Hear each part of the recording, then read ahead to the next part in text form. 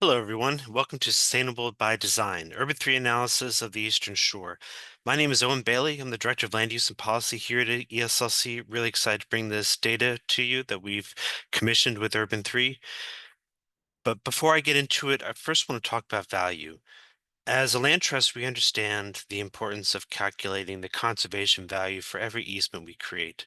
We have to justify that easement by showing the value of any given parcel as either ag land, habitat, forested land, land that helps for coastal resilience. We have to calculate that value of our natural environment. But how do we calculate the value of the built environment? This has been something missing from ESLC's advocacy for smarter, sustainable land use within our communities, but today we now have that data. First, talk about land production. Every farmer knows how productive their land is by almost an acre basis. They know how many resources they need to apply to their fields, water, seeds, fertilizer, etc., and what type of yield they will get back from that acre. How many um, bushels per acre of grains can they achieve in a given season? Now, our communities can do the same thing, but we also need to understand that not every acre of land is the same. Some acres are more productive than others. Some acres are better left to be marshes to protect the more productive parts. Some acres need to remain as forest space for buffers. Some acres are being inundated by floods or saltwater. It's important to understand that distinction so that we can get the best use out of our land. Today, our communities think about the value of the built environment sort of the way you would think about cars and the uh, and a miles per tank analysis. If you were to look at a development and calculate, oh, that development's bringing in this many tens of thousands or hundreds of thousands of dollars for their local community, it's really hard to compare it to the downtown mom and pop shop, which may only bring in $10,000. But when we switch over to a miles per gallon analysis or a value per acre analysis, we see a much different story than under the miles per tank or um, property taxes per development.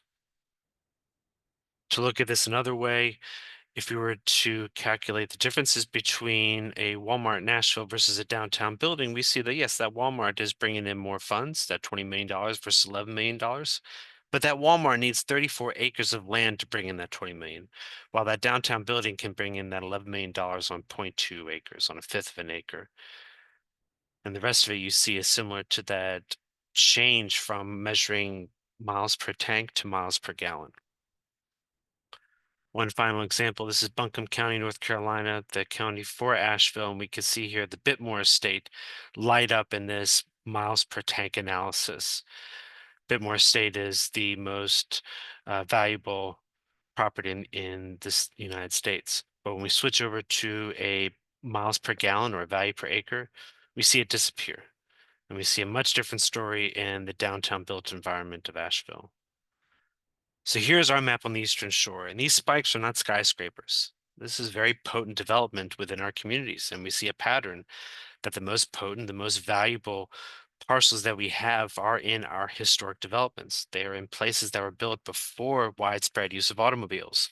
They're built in places that were designed at a human scale, that are mixed use, walkable. Zeroing in on Talbot County, we see that Talbot County is lucky to have 3 spikes. Many counties on the Eastern Shore only have 1 spike in their county seat. Talbot County has 3 between Easton, St. Michael's, and Oxford. And you can see in between them, in between those spikes, the developed land during the widespread use of automobiles, the more suburban, low density types that provide a lot less value per acre, a lot less return on investment for the local governments. We're also able to calculate a productivity ratio by looking at how much land a city or a town takes up in its county versus the total value that that community produces. So here we see Easton takes up 3% of the land in Talbot County, But in that 3%, Talbot County receives 26% of its total property tax value, 1 to 10 ratio, which is quite high when looking at national averages. Here's our productivity ratio picture for the rest of the Eastern Shore, and you can see that Chestertown and Princess Anne are on the higher end scale, as is Cambridge. But these towns are also unique that they are the sort of breadwinners of their communities. Whereas Easton is competing with St. Michael's and Oxford, Snow Hill's competing with Ocean City, and Stevensville and Graysonville are competing with other parts of Kent Island as well as Centerville. Let's break this down by land use types, but before we do that, let's get another understanding of what value per acre indicates. In the state of Maryland, we pay both property taxes on the land and on what is built on the land. But in that, most of it is paid towards what is built. So for parcels that have large parking lots, large lawn setbacks, their value is diluted. We see here a big box store you can find anywhere in the US has a value per acre of $1 million on 22 acres. If we were to add 11 acres of parking, 11 acres of less productive taxable land, we see that value go down. If we were to remove 11 acres of parking, we would see that value double. I think this is a critical point for towns that have MS4 requirements to reduce their impervious surface for water quality, and counties that have requirements under the watershed implementation. We know that removing impervious surface is great for water quality, but now we can see that it's also great for our local financing. That 11 acres of parking could be removed. You could put in apartments, so those apartments aren't going in on land outside of town that's undeveloped. You could add bioswales, you could add green space, you could add any number of things that could get you more value than parking, excess parking that has a lot lower return on investment. So I asked Urban3 to calculate the different types of value between Walmarts on the Eastern Shore, understanding that no two properties are the same, and also understanding that many of our communities rely on Walmart for the services they provide at certain income levels. And we can see here that there is a difference. The Walmart in Easton is almost $300,000 more productive than the one in Salisbury, and that is mostly attributed to the fact that the Walmart in Easton shares a parking lot with other stores, whereas the Walmart in Salisbury is standalone. But overall, the average Walmart on the Eastern Shore brings in $700,000 per acre.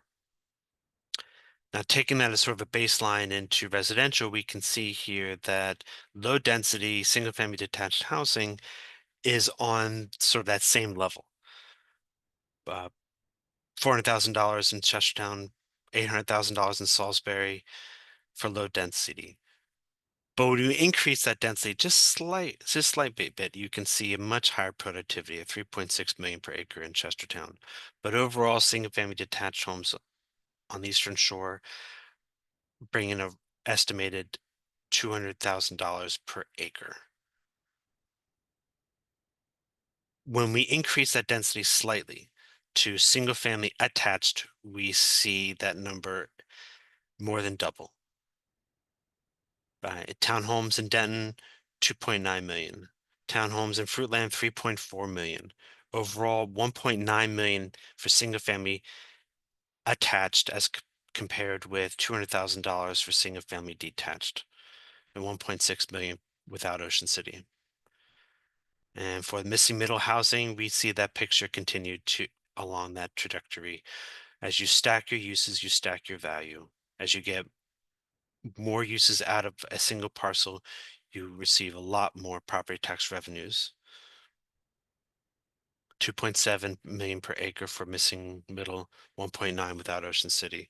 Now, when we jump up to multifamily, we see this picture is much more nuanced, as these apartments at Bay Country and Sunrise Apartments are fairly dense. They are also reliant on large parking lots and green space that dilutes their value. We see the picture change slightly in Salisbury with 1.7 million per acre, and then the Sheraton condominiums are hitting it out of the park. Their parking lot is underneath that building and is not diluting their value. Overall, 1.1 million per acre, $800,000 without Ocean City.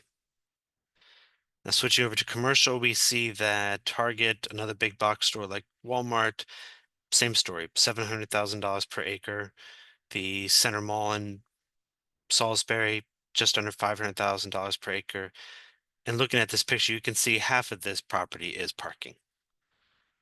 Again, very little property taxes are paid on parcels that have very low percentage of built environment.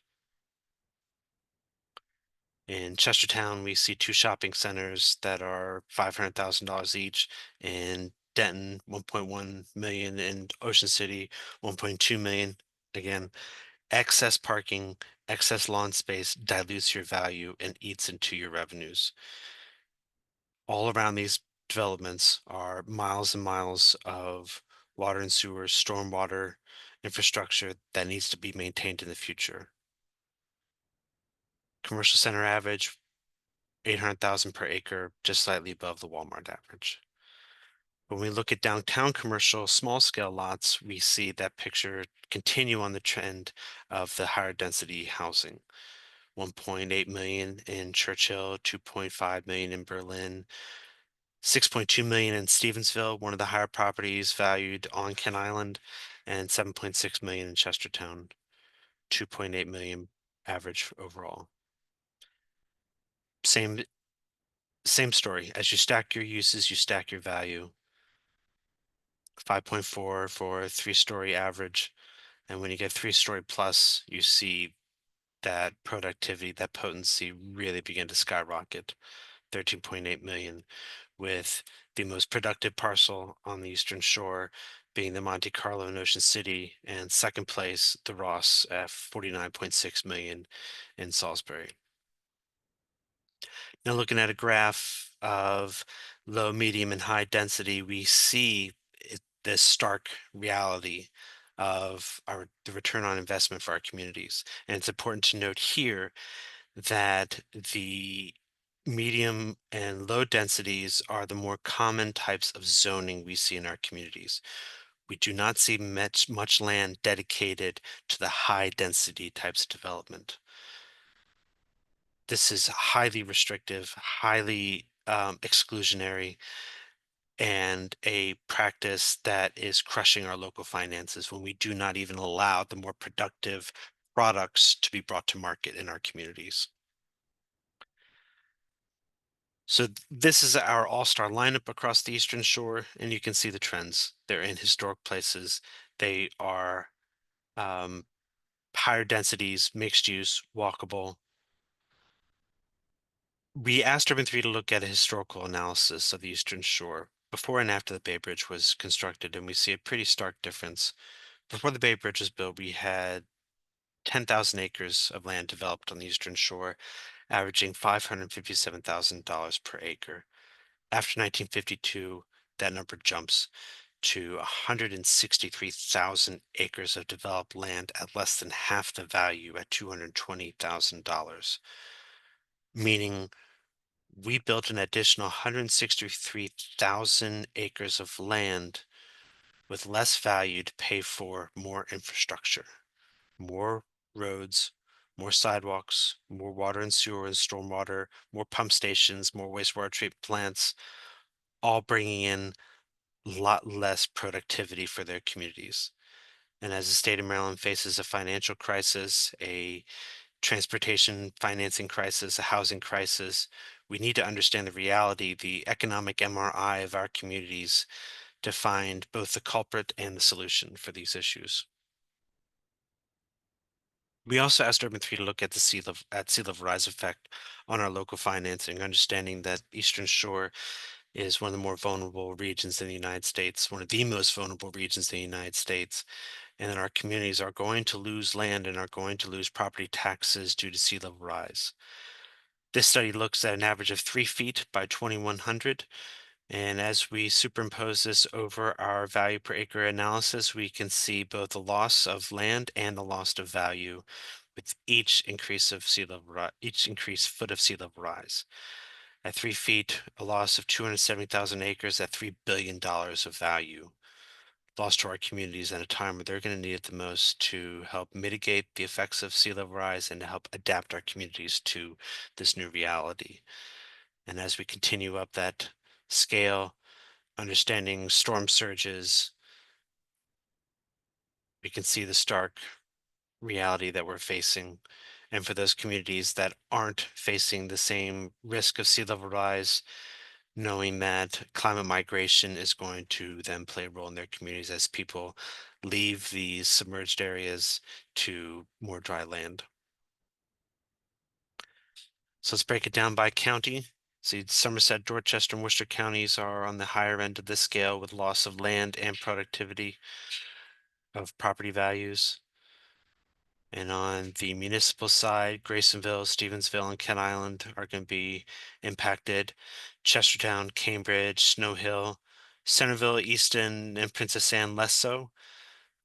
But again, for the communities on the other end of this graph that are not going to see the same level of impact of sea level rise, they can anticipate climate migration as people flee the other communities to find safer ground.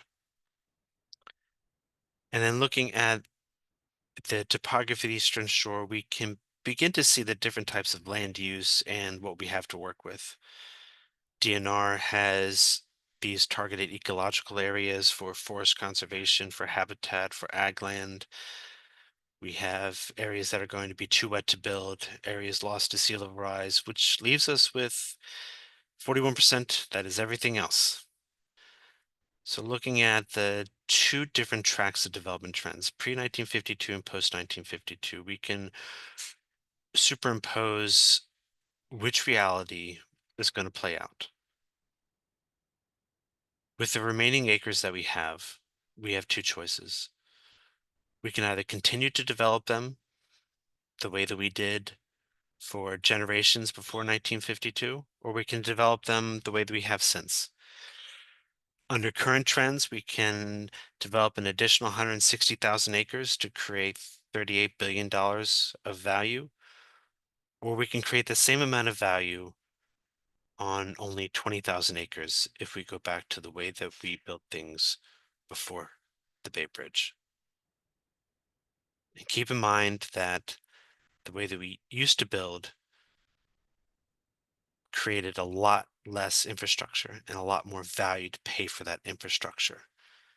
And if we go back to it, we can add this value while not also adding the liability and the requirements of maintaining that infrastructure.